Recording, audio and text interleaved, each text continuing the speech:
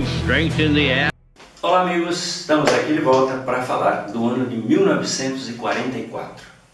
Exatamente uma semana após o dia D, os londrinos ouviram um zumbido nos céus de Londres.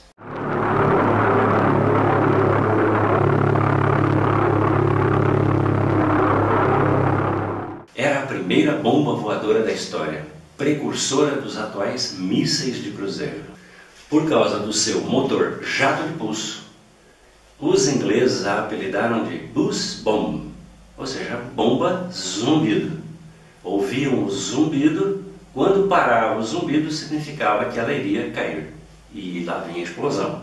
Era a famosa bomba da vingança de Hitler, a V1, projeto desenvolvido pela Força Aérea Alemã, a Luftwaffe. Inicialmente estas bombas eram lançadas de rampas a partir do norte da França e da Holanda, com destino a Londres. Mais tarde, estas bombas foram lançadas também de bombardeiros Heinkel 111, que era o principal bombardeiro da Força Aérea Alemã. Eis o nosso Heinkel 111 na escala 1:48.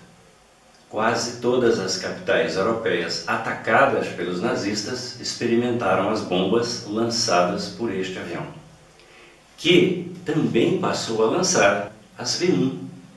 Eles vinham voando rasante sobre o mar e quando se aproximavam da Inglaterra, se levantavam, erguiam o seu nariz e lançavam a bomba. Os Heinkel 111 lançaram mais de 1.100 destas bombas. Algumas explodiram no momento do lançamento, e lá se foram cerca de 70 Henkels com as suas bombas voadoras. Muito bem, amigos. Um dos grandes problemas desta bomba era a sua falta de precisão. Embora ela tivesse um sistema de orientação, este sistema era bastante primitivo. Pensaram em colocar radiocontrole, mas não chegaram a fazê-lo devido ao custo, devido à falta de tempo. Muito bem, estas bombas eram destinadas à grande megalópolis de Londres. A maioria que passava pelas defesas inglesas conseguia atingir Londres. Cerca de 24% das que foram lançadas alcançaram a cidade de Londres. Lançaram contra a Inglaterra 10.000 destas bombas voadoras. Raio de ação 230 km, velocidade 640 km por hora. Voavam a 2.000 metros ou menos. E este era uma deficiência que elas tinham, pois voavam em linha reta, voavam relativamente baixo e podiam ser alcançadas pelos aviões ingleses, que voavam mais alto, mergulhavam e disparavam contra elas. Para abater as V1, muitas vezes os aviões ingleses mergulhavam e tocavam a ponta da asa da bomba voadora, e esta desequilibrava e caía no mar.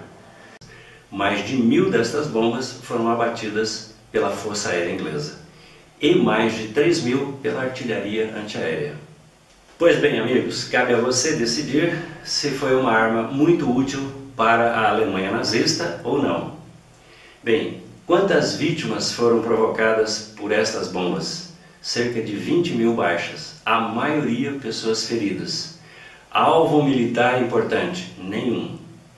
Casas, prédios, muitos foram atingidos.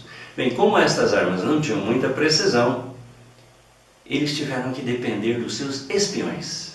Bem, a Alemanha tinha uma rede de espiões na Inglaterra, mas nessas alturas do campeonato, estes espiões alemães já tinham sido apanhados e agora eram espiões duplos, ou seja, passavam informações erradas para a própria Alemanha.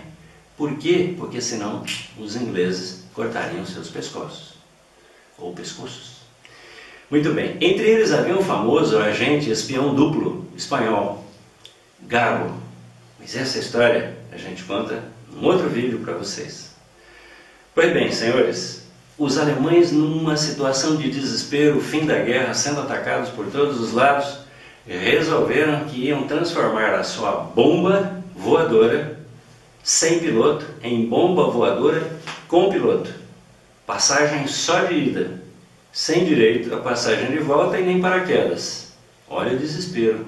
Formaram um grupo de pilotos para isso e desenvolveram a seguinte bomba. Vejam que esta bomba tem uma cabine para um piloto. E ela foi, por incrível que pareça, aperfeiçoada a sua aerodinâmica por uma piloto. Hannah Reich, a mais condecorada piloto alemã, uma verdadeira fera da aviação, condecorada com Cruz de Ferro e muito amiga de Adolf Hitler, que aliás estava nos últimos momentos da vida de Hitler no seu bunker e estava lá à disposição de Führer para fugir com ele para outra parte, mas não fugiu. Hitler se suicidou, mesmo. Amigos, o que provoca o desespero? Os alemães chegaram a formar um grupo de pilotos voluntários para se lançar com estas bombas contra a Inglaterra. Mas não chegaram a voar.